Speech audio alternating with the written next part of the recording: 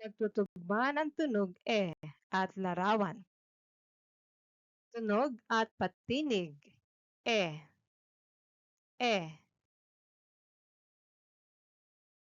Malaking letrang I.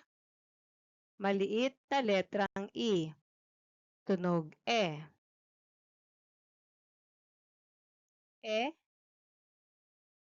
Elepante. Escoba. Espada. Elepante, escoba, espada. X. Hélice. Eskimo. X, hélice, Eskimo. Basahin ang mga larawang nagsisimula sa letrang I o tunog E. Eskimo. Eroplano. Elepante.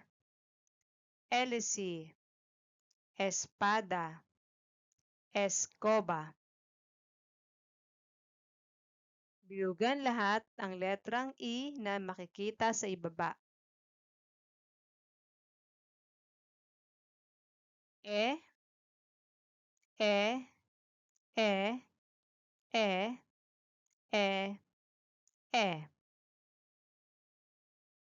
Isulat sapat lang ang nawawalang letra. X. Elepante. Eroplano. Escoba. Espada. Eskimo. Tandaan mga bata ang letrang I na may tunog na E.